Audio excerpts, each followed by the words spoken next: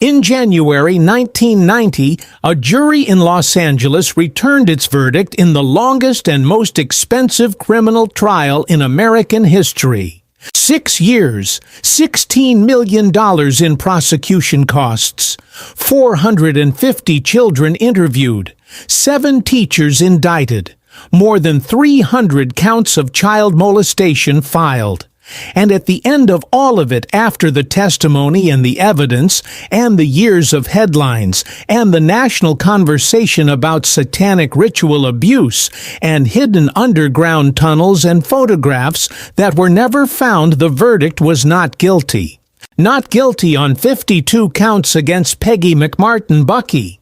Not guilty on the majority of counts against her son Ray. The jury deadlocked on 13 remaining charges against Ray, and when a second trial was held, on those he was acquitted on all of them too. In the end, not one person was convicted of a single crime at the McMartin Preschool. Outside the courthouse that day, 500 people were gathered with signs. The signs read, "We believe the children." They had believed the children for 6 years. The acquittals did not change that. Many of them went home still believing. Some of them in interviews conducted years and then decades later said they believed it still. This is not a story about whether Ray Bucky was guilty or innocent. The courts answered that question twice, and the answer was the same both times. This is a story about what happened in the space between a mother's phone call to a police station in August 1983 and those 500 people on the courthouse steps in January 1990. About how a community built something, an edifice of accusation and investigation and testimony and absolute certainty out of nothing.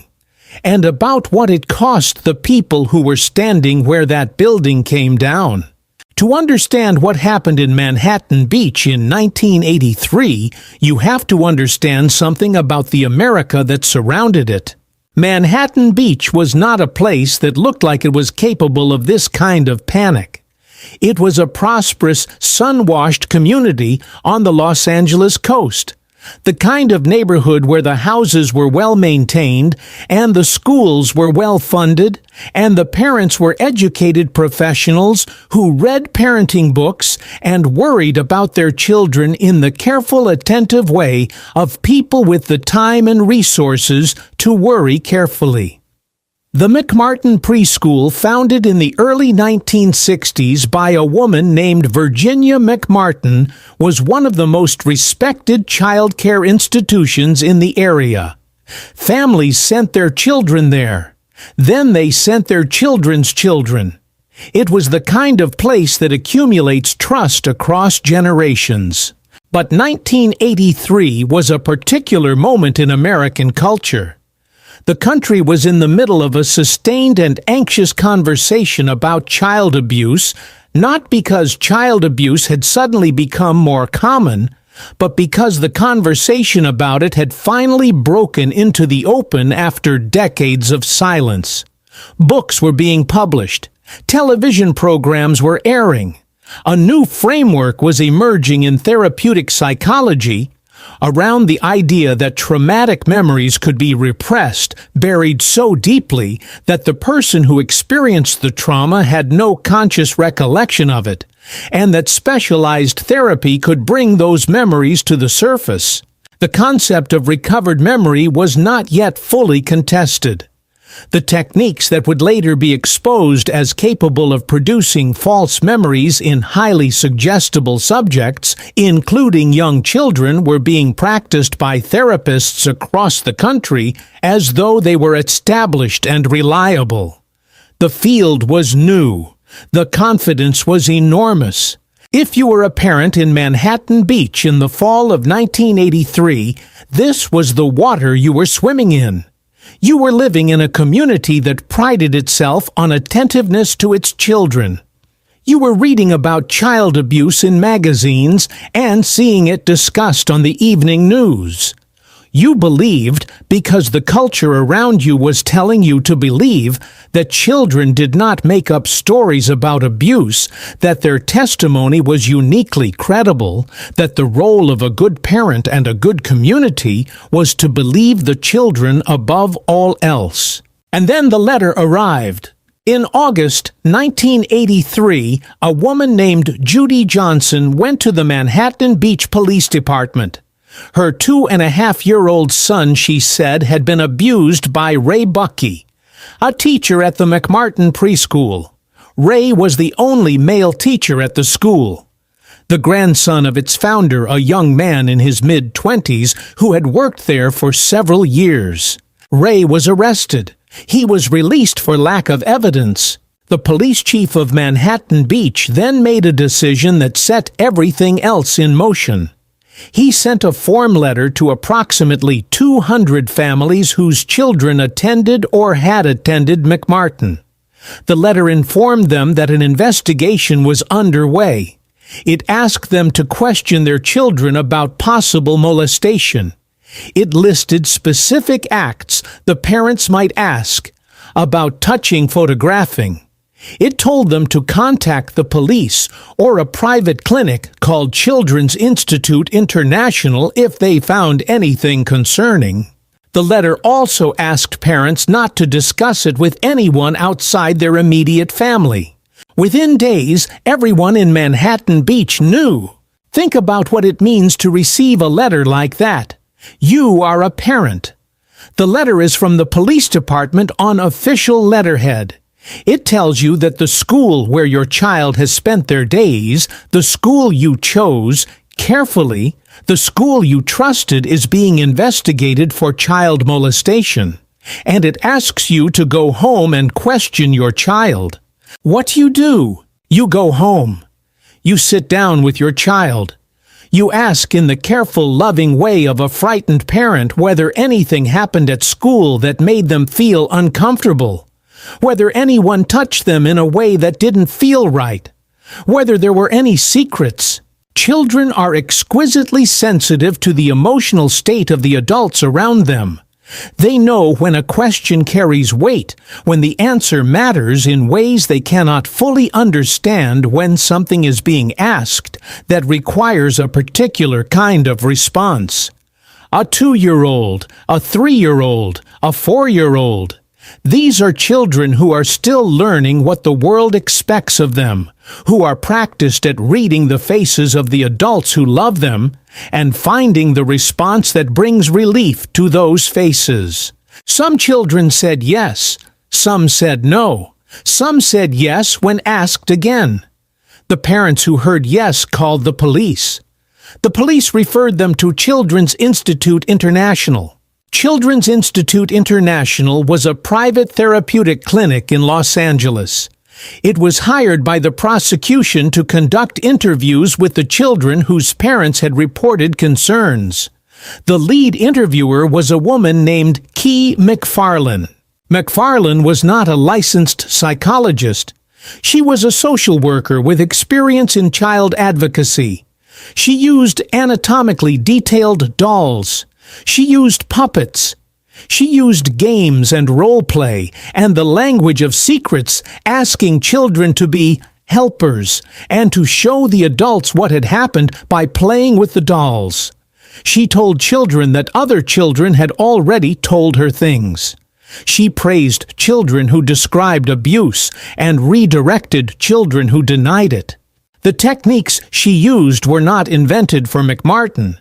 They reflected the therapeutic consensus of the early 1980s around how to interview children who might have been abused, a consensus built on the genuine and important insight that children needed safe, age-appropriate interview environments, but which had moved in practice into territory where the line between uncovering real memories and creating false ones had become dangerously blurred.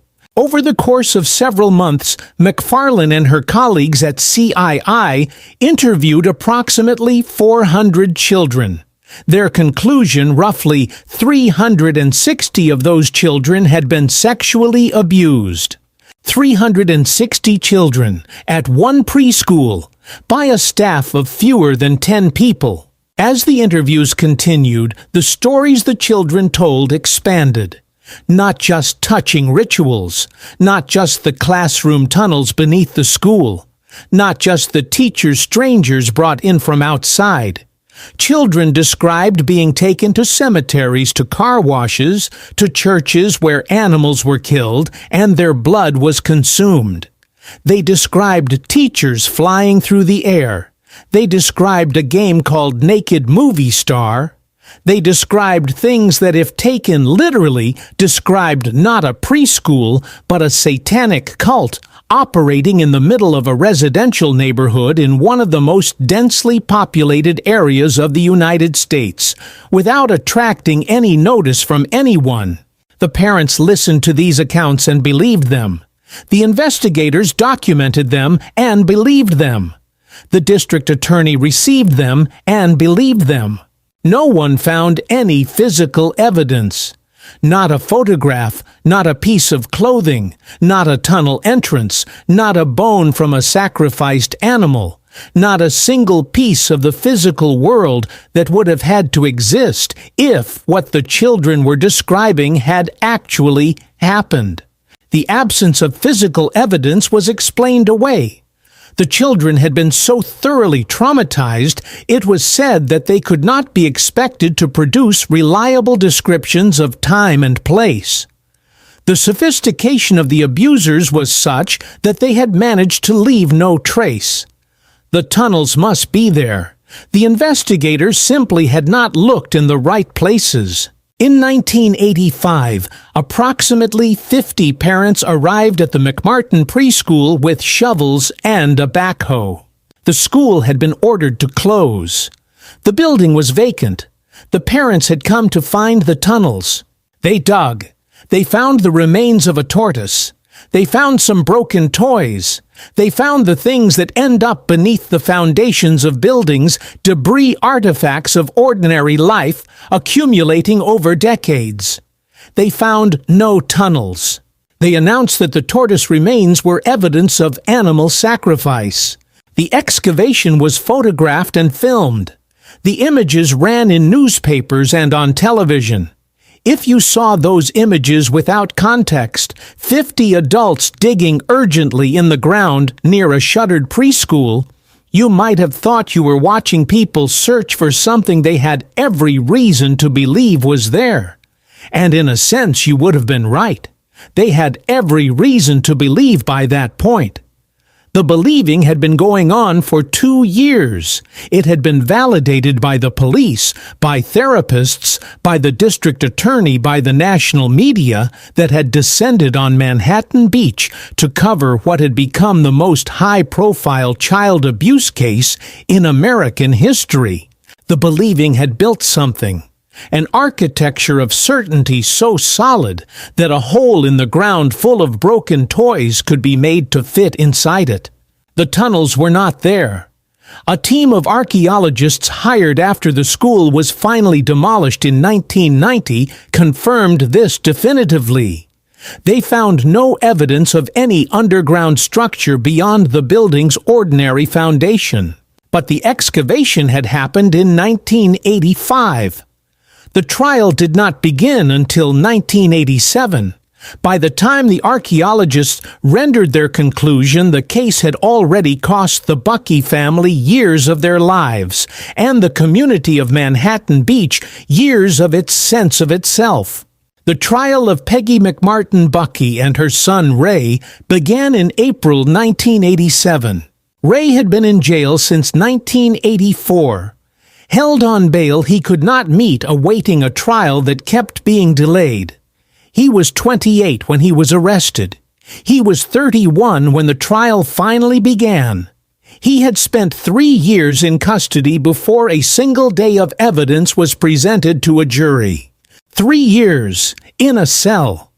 While the investigation continued outside, and the accusations grew more elaborate, and the national media ran story after story about satanic ritual abuse at American preschools.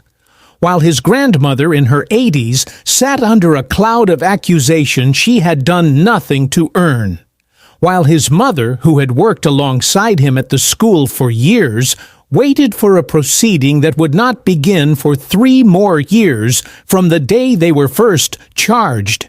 The preliminary hearing alone, the proceeding before the trial, lasted 18 months and produced 65,000 pages of transcript. The hearing itself became a spectacle covered by the Los Angeles media as a daily serial with reporters camped outside the courthouse and television cameras trained on the witnesses as they arrived and departed. The city was watching. The country was watching. And what they were watching in the framing of the coverage was not a proceeding in which guilt had yet to be established. It was the methodical unveiling of an already established truth.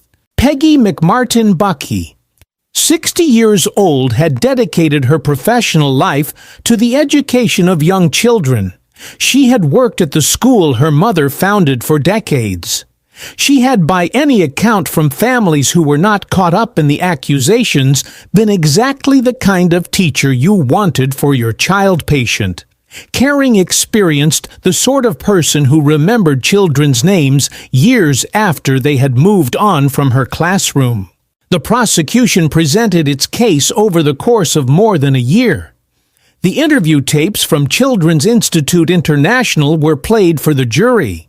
And here something shifted. The jury watched the tapes. They watched McFarland sit across from small children and ask leading questions, suggest answers, praise descriptions of abuse, and express disappointment when children denied it. They watched the technique, and they saw what the technique was doing. Jury foreperson Louise Chang said afterward, "The interview tapes were too biased, too leading. That was the main crux of it. Another juror was more direct. Whether I believe he did it and whether it was proven are two very different things." The jury acquitted on 52 counts. It deadlocked on 13. A second trial on the deadlocked counts ended in acquittal on all of them. Judy Johnson, the woman who had made the original accusation, the woman whose phone call to the Manhattan Beach Police in August 1983 had set 6 years of investigation and prosecution and national panic into motion, had died in 1986, in the middle of the preliminary hearings of complications from alcoholism. She had been diagnosed with paranoid schizophrenia. The psychosis had been documented. The prosecutors knew about the diagnosis. The jury was never told. Ray Buckey walked out of the courthouse in 1990 a free man in the legal sense. He was 33 years old. He had spent 5 years in custody for crimes that 2 juries concluded had not been proven. He later changed his name and moved to the Pacific Northwest, where he built a quiet life. His attorney, Danny Davis, said he was the most heroic client he had ever defended, not only because he was innocent, but because he endured what was done to him with a quiet dignity that the circumstances did not require of him and that most people could not have maintained. Davis also said something else that has stayed with me. He said whether he did it and whether it was proven are two very different things. A juror had said the same. The phrasing is careful. Careful in the way that people are careful when they are trying to navigate the distance between what they believe and what the evidence established. What the evidence established in 2 trials was that the charges had not been proven. What people believed in many cases did not change. Peggy McMartin Buckey developed agoraphobia after the trial, a fear of open spaces, of the exposure that the proceedings had visited on her. She spent the years that remained to her largely inside. She died in 2000 in the house she rarely left. Her mother's school was gone. Her son had rebuilt himself under a different name in a different state. Her own name remained attached in any search of the public record to the most infamous child abuse trial in American history, a trial in which she had been acquitted of every charge. Virginia McMartin, the founder of the school, was 83 years old when the charges were finally dismissed against her. She had spent the last decade of her life under the shadow of accusations she never stopped denying. She died in 1995. The school she had spent 30 years building had been demolished. 9 preschools and daycare centers in the Manhattan Beach area went out of business during and after the McMartin investigation. The teachers and workers associated with them, people who had done nothing who were connected to the hysteria, only by proximity, faced accusations that followed them for years. Background checks, community whisper campaigns. The particular difficulty of rebuilding a professional life when you have been publicly associated with child abuse, even when no charges were ever filed against you. In 2005, one of the children who had been interviewed by CI, now an adult, gave an interview to a reporter. He said that he had lied, not deliberately, not maliciously. He had been 3 years old when he was interviewed, and he had done what 3-year-olds do when they understand that the adult across from them needs a particular kind of answer. He had given them what they needed. I said what I needed to say. He told the reporter. I had no idea what I was saying. McMartin did not happen in isolation. That is the part of this story that is hardest to sit with. While the McMartin trial was making its slow way through the Los Angeles courts, similar cases were spreading across the country. In Jordan, Minnesota, in 1983, 24 adults were accused of sexually abusing children in an organized ring. The accusations included children being taken to locations for group abuse sessions, precisely the kind of organized predation that McMartin had described. All charges were eventually dropped or resulted in acquittals. In Kern County, California, just a few hours from Manhattan Beach, 36 adults were convicted of child sexual abuse in cases that used similar interview techniques to those at CII. Many of those convictions were later overturned. In a daycare center in Malden, Massachusetts, a man named Gerald Amiro was convicted and imprisoned in a case where prosecutors had consulted with the McMartin legal team. He spent years fighting for exoneration. The accusations of satanic ritual abuse at daycare centers and preschools, fueled by the same therapeutic frameworks, the same interview techniques, the same cultural panic, appeared in state after state. Television programs covered the cases with the same mixture of horror and certainty that had surrounded McMartin from the beginning. A 1988 manual for therapists working with children described the signs that a child had been involved in satanic ritual abuse. The manual was used in training sessions across the country. Approximately 1 million people, by some estimates, were falsely accused of child abuse during the years of the Satanic Panic. Many of them were investigated. Many lost their jobs and their professional reputations. Some were convicted and imprisoned.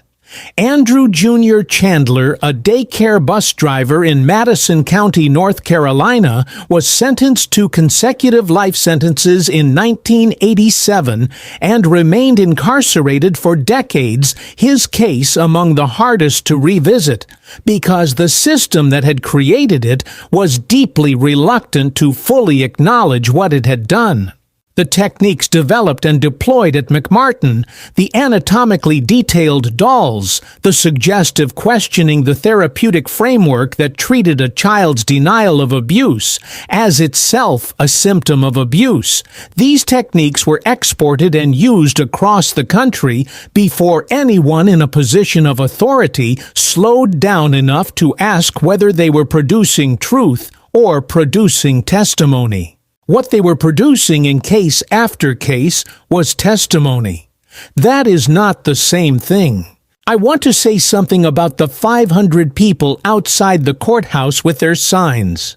They were not wrong to love their children. They were not wrong to have been frightened 6 years earlier when a letter arrived from the police department telling them that the school they trusted might not be safe. They were not wrong to have wanted someone to be held responsible if their children had been hurt. The desire to protect a child from harm is one of the most fundamental human impulses there is, and nothing that happened in Manhattan Beach between 1983 and 1990 changes that.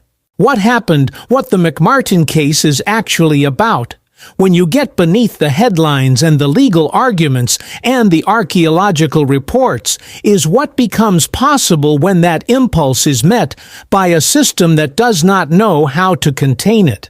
When a police department sends a letter that plants a question in 200 families simultaneously. When a therapeutic clinic uses techniques that produce the memories the clinic is looking for. When a prosecution decides that the absence of physical evidence is not a problem to be solved, but an inconvenience to be explained. When a media environment covers the accusations as established fact before any of them have been tested in court. None of those people set out to destroy the lives of the Bucky family. The police chief who sent the letter thought he was protecting children. McFarland thought she was uncovering abuse. The prosecutors thought they were pursuing justice. The parents outside the courthouse thought they were standing up for their children. The distance between what they thought they were doing and what they actually did is the thing that makes this case so hard to hold. It would be easier if someone had lied. If someone had known the tunnels were not there and said they were. If someone had known the children were not abused and pretended otherwise. But that is not what happened. What happened was that a community wanted very badly to believe, something wanted it for reasons that were not unreasonable, in a moment that was not paranoid by the standards of the time, and the wanting was strong enough to build an entire structure out of nothing. A structure that sent people to prison, that demolished a school, that spent $16 million of public money and 6 years of court time on accusations that 2 juries concluded had not been proven. And that sent 500 people to the courthouse steps on the day of the acquittals, certain that the system had failed their children. Some of them are still certain. The tunnels were not there. The cameras were not there. The animals were not sacrificed, and the rituals were not performed, and the underground chambers where the children said terrible things happened did not exist beneath the foundation of a preschool on a residential street in Manhattan Beach, California. What existed was the fear, and the fear was real. And real fear, given the right conditions and the wrong tools, can build things that are very difficult to take apart. Even after the verdict comes in, even after the archaeologists publish their report, even after the child who said he lied looks back at what he said when he was 3 years old and tries to explain it to a world that built so much on what he told them.